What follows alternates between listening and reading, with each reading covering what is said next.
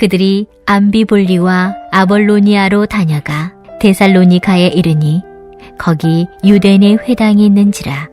바울이 자기 관례대로 그들에게로 들어가서 새 안식일에 성경을 가지고 강론하며 뜻을 풀어 그리스도가 해를 받고 죽은 자 가운데서 다시 살아나야 할 것을 증언하고 이르되, 내가 너희에게 전하는 이 예수가 곧 그리스도라 하니 그 중에 어떤 사람 곧 경건한 헬라인의 큰 무리와 적잖은 기부인도 권함을 받고 바울과 신라를 따르나, 그러나 유대인들은 시기하여 저자의 어떤 불량한 사람들을 데리고 때를 지어 성을 소동하게 하여 야손의 집에 침입하여 그들을 백성에게 끌어내려고 찾았으나.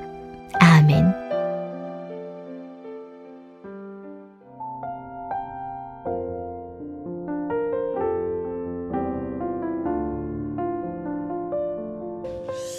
우리 지도를 한번 펼쳐보시면요, 우리가 신약에는 여러 지명들이 많이 등장하는데, 이 바울의 전도 여행과 로마 호송 이 페이지를 보시면 되겠습니다. 이렇게 생긴 부분입니다. 이 지도를 보시면 오늘 사도 바울이 사도행전 17장에 들어서 그 여정이 어떻게 되냐면은 17장 1절에 나오지 않습니까? 암비볼리를 한번 찾아보겠습니까? 16장까지는 빌립보였습니다. 여기 마게도니아 오른쪽 아래쪽에 빌립보가 있고요. 이제 그 빌립보에서 먼저 암비볼리라는 곳으로 갑니다. 지금 거리로 차로 가면 약 1시간 50km 정도 되는 위치고요. 다시 암비볼리에서 아볼로니아로 갑니다. 40km, 한 4-50분 정도 자동차로 가는 길이고요. 그리고 다시 아볼로니아에서 데살로니가에까지 이른 것이 오늘 여정입니다. 이 거리는 약 60km. 그래서 거리를 다 따져보면 한 160km 되는데, 차로 가면 한 2시간 반, 3시간쯤이지만 걸어서 간다고 가정하면 4일 정도 걸릴 여정이 아니었을까. 우리가 사도행전 16장과 17장 사이에 이런 차이가 있는 겁니다. 꽤 멀리 왔죠. 우리 160km면 아마 우리가 사는 곳에서 기준으로 한다면 대전쯤 가면 아마 160km쯤 될 것 같은데요. 그렇게 와서 유대인의 회당이 있는 데살로니가에 오게 된 것입니다. 오늘 그것이 16장과 17절의 차이입니다. 길을 통해서 저희 고향에서 이렇게 저희 교회에 있는 곳으로 오려면은 저희 고향 마을에서 가까이에 남해고속도로를 타고 잠깐 올라오다가 대전 통영고속도로라는 게 생겨서 이제 대전으로 달려오다가 이제 대전에 오면 경부고속도로 만나지 않습니까? 경부고속도로 만나면 차들이 갑자기 많아집니다. 이쪽 동쪽에서 서쪽에서 올라온 차들이 경부고속도로에서 만나니까요. 그래서 제가 예전에 용인에 분당에 이렇게 살 때는 경부고속도로를 타고 쭉 올라오다가 이제 제가 남양주로 오게 되면서 경부고속도로에서 다시 중부고속도로로 한번 길을 바꾸게 됩니다. 길을 바꾸면 목적지가 달라지는 것입니다. 여러분도 오늘 어딘가 길을 가실 텐데 지금 내가 어디로 가고 있는 것인가? 내 길은 어디인가? 인생을 길로도 표현하지 않습니까? 갑자기 그 가수 이름이 생각 안 나는데, 인생은 나그네 길, 어디서 왔다가 어디로 가는 것인가? 그 분의 그런 노래 가사도 있지 않습니까? 사람들은 길을 그냥 가는 것 같지만 사실은 길에는 사람들의 욕망이 담겨 있습니다. 내가 이 길을 통해서 이 길을 끝까지 가면 내가 그곳에 이를 것이다라는 목적과 욕망이 담겨 있는 것입니다. 지금 사도 바울이 가고 있는 이 길이 무슨 길이냐 하면요, 로마가 만든 길입니다. 비아 에그네티아라고 부르는데, 로마가 남쪽에서 북쪽으로는 로마에서 출발해서 혹은 그리스에서 출발해서 저 독일 끝에 덴마크까지 이르는 길을 만들었습니다. 동쪽과 서쪽으로는요, 영국에서 시작해서 영국에도 로마가 만든 길들이 있습니다.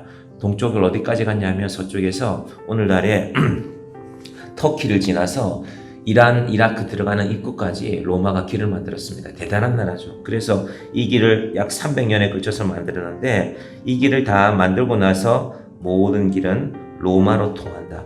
로마가 길을 만들었기 때문에 오늘날의 스페인, 프랑스, 독일 같은 나라들이 일찍 발전한 것입니다. 로마가 길을 안 맞는 나라들은 발전이 늦었습니다.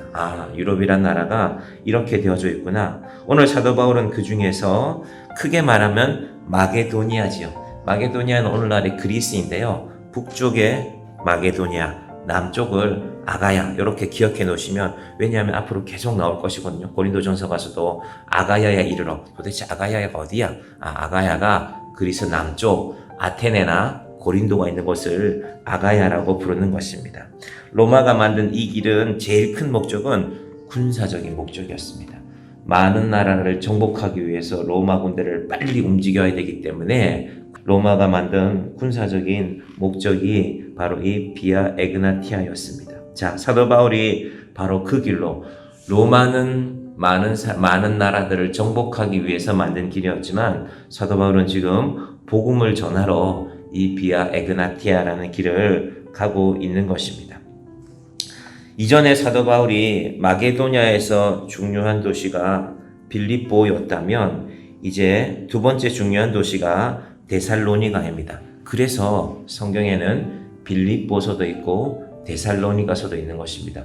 중요한 도시에 가서 사도 바울이 복음을 전하고 그리고 그곳에 편지를 쓰는 것이 이 빌립보서 데살로니가전서. 여러분, 그래서요 16장하고 17장 사이에 여러분 성경이라면 빌립보서라고 하나 표시해 놓고요, 빌립보서를 읽으면 제가 그냥 평범한 속도로 읽어보니까 한 15분 걸리더라고요. 어제 읽어보니까. 여러분도 한번 도대체 빌립보에서는 무슨 일이 있었을까? 이 16장에서 빌립보를 떠나서 17장의 데살로니가에 이르기 전까지의 이 편지를 한번 잠깐 읽어보시면 사도 바울이 빌립보에서 고생 많이 했구나. 그리고 나서 이제 17장 1절에 데살로니가로 옮겨오는 것입니다. 그런데 우리가 놓치기 쉽지만요, 17장 1절의 시작이 그들이입니다. 그들이. 근데 여러분 16장에 잘 보시면요, 그들이 아니라 우리가라는 말이 많이 쓰였습니다. 16장 16절 보시겠습니까?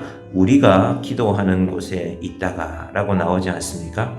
우리가와 그들이의 차이는 뭐냐면요, 이 편지를 쓰는 누가가 지금 사도 바울과 떨어진 것입니다.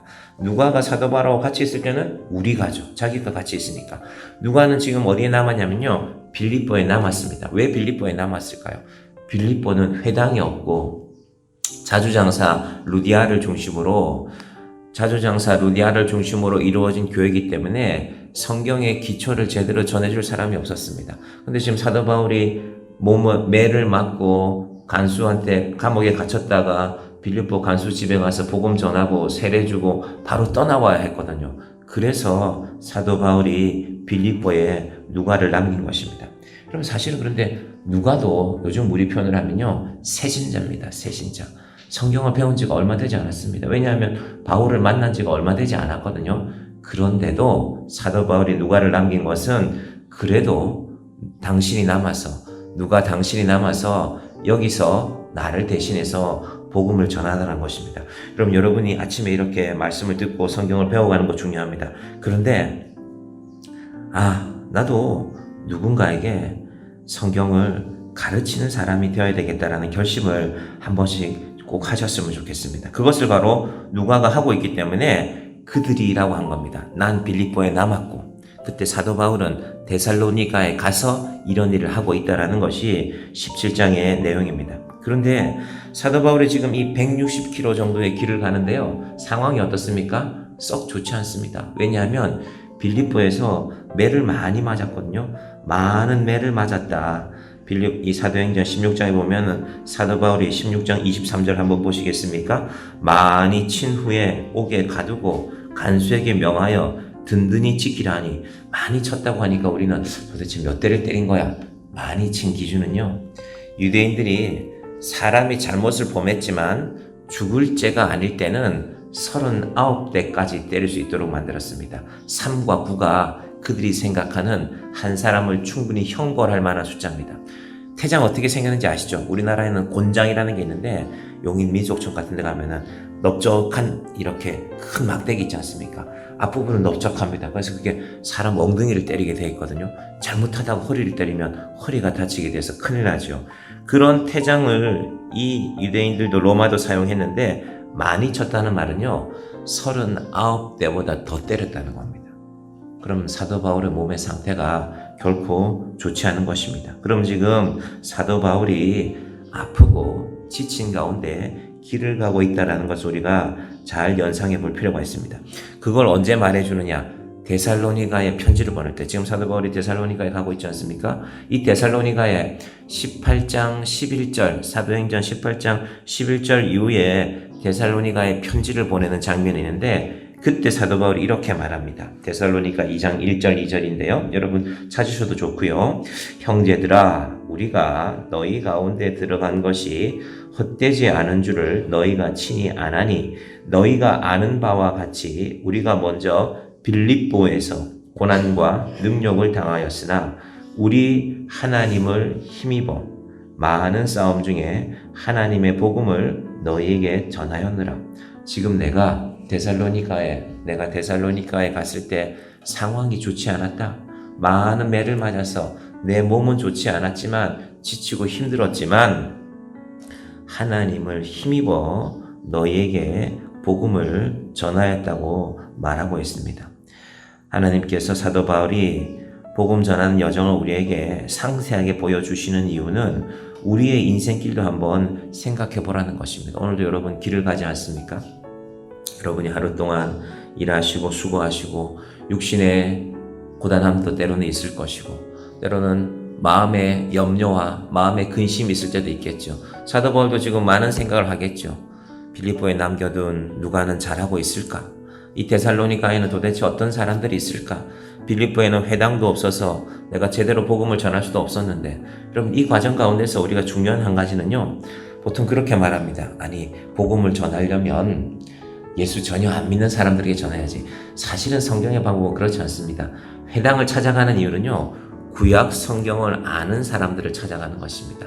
구약 성경에 하나님이 세상을 만드신 기초 위에, 이스라엘이라는 기초 위에 복음을 전하고, 그리고 그들이 복음의 공동체가 든든해졌을 때 전혀 예수를 믿지 못하는 사람들이 교회로 들어오게 되는 것입니다. 여러분, 우리 교회도 지금 여러분도 어딘가에서 신앙생활을 하시던 분들이 주로 오셨습니다. 물론 전혀 신앙의 배경이 없는 분들도 계십니다. 그래서 우리 교회 와서 세례 받으신 분도 있습니다.